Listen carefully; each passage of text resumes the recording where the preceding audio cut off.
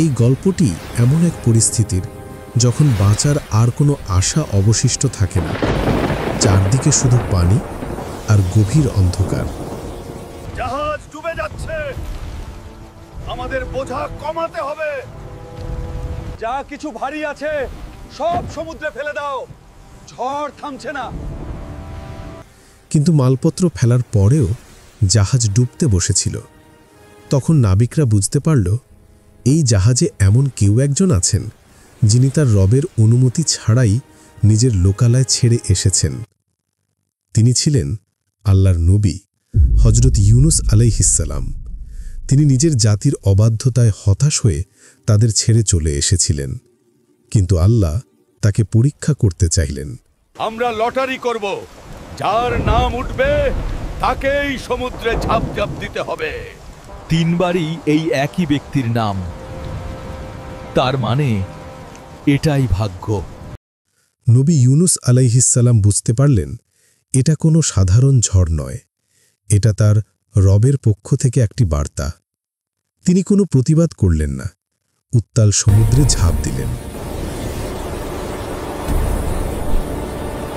কিন্তু মৃত্যু তাকে স্পর্শ করল না।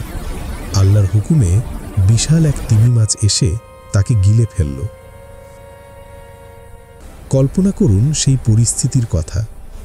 ইউনুস আলাইহিসসালাম এখন 3টি অন্ধকারের ভিতরে আটকা পড়ে আছেন। 1, রাতের অন্ধকার, 2, সমুদ্রের গভীরতার অন্ধকার, এবং 3, মাছের পেটের ভেতরের অন্ধকার।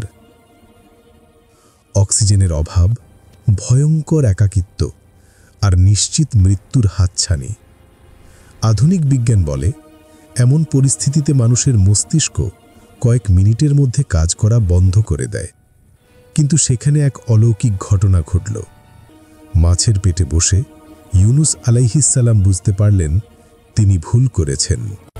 তিনি হতাশ হয়ে আল্লাহর আদেশ আসার আগেই তার কাউমকে ছেড়ে চলে এসেছিলেন। তখন সেই গভীর অন্ধকারে সমুদ্রের তলদেশ থেকে এমন একটি দোয়া উচ্চারিত হল যা আসমানের আরশ পর্যন্ত কেঁপে উঠল। লা ইলাহা ইল্লা আনতা সুবহানাকা ইন্নী কুনতু মিনাজ জাওয়ালিমিন। ফেরেশতারা এই আওয়াজ শুনতে পেলেন। এ তো পরিচিত কণ্ঠস্বর, কিন্তু আসছে অনেক অপরিচিত ও গভীর জায়গা থেকে। এ তো আমার রবের প্রিয় বান্দা ইউনুস। তুমি ছাড়া কোনো মাবুদ নেই, তুমি পবিত্র মহান, নিশ্চয়ই আমি সীমা লঙ্ঘনকারীদের অন্তর্ভুক্ত। আল্লাহ তাআলা সেই দোয়া কবুল করলেন। যেই মাছটি তাকে খেয়ে ফেলার কথা ছিল, সেই মাছটি এখন তার সুরক্ষার বাহন হয়ে গেল। আল্লাহ মাছটিকে নির্দেশ দিলেন তাকে তীরে পৌঁছে দিতে। অন্ধকার কেটে গেল, তিনি আবার আলোর দেখা পেলেন। এখন ভাবছেন, 1000 বছর আগের এই গল্পের সাথে আপনার জীবনের কি সম্পর্ক আছে? আমরা সবাই আজকে কোনো না কোনো মাছের পেটে আটকা পড়ে আছি। আমি ঋণের দায়ে ডুবে আছি, বের হওয়ার কোনো পথ নেই। ডাক্তার বলেছে এই রোগ থেকে বাঁচার সম্ভাবনা কম। ডিপ্রেশন আমাকে কুড়ে কুড়ে খাচ্ছে, সব দিক থেকে আমি অন্ধকারে। আমাদের হতাশা, আমাদের ঋণ, আমাদের অসুস্থতা, এগুলোই আজকের দিনের তিমি মাছ। আমরাও অন্ধকারের ভেতরে ছটফট করছি, বের হওয়ার পথ খুঁজছি। রাসূলুল্লাহ সাল্লাল্লাহু আলাইহি ওয়াসাল্লাম বলেছেন, যে ব্যক্তি কোনো বিপদে পড়ে আমার ভাই ইউনুস আলাইহিসসালামের এই দোয়াটি পড়বে, আল্লাহ অবশ্যই তাকে সেই বিপদ থেকে উদ্ধার করবেন।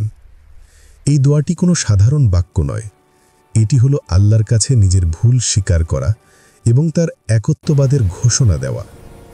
এটি হলো সেই পাসওয়ার্ড যা দিয়ে অন্ধকারের তালা খোলা যায়। তাই যখনই মনে হবে জীবন আটকে গেছে, নিঃশ্বাস বন্ধ হয়ে আসছে, তখন মন থেকে পড়ুন, লা ইলাহা ইল্লা আনতা সুবহানাকা ইন্নী কুনতু মিনাজ জাওয়ালিমিন। মনে রাখবেন, যিনি ইউনুস আলাইহিসসালামকে মাছের পেট থেকে অক্ষত বের করে আনতে পারেন, তিনি আপনার জীবনের সবচেয়ে বড় সমস্যাটিও মুহূর্তের মধ্যে সমাধান করে দিতে পারেন। শুধু ডাকতে হবে, ঠিক সেইভাবে যেভাবে ইউনুস আলাইহিসসালাম ডেকেছিলেন। আল্লাহ আমাদের সবাইকে সকল প্রকার অন্ধকার ও হতাশা থেকে মুক্তি দিন। আমিন।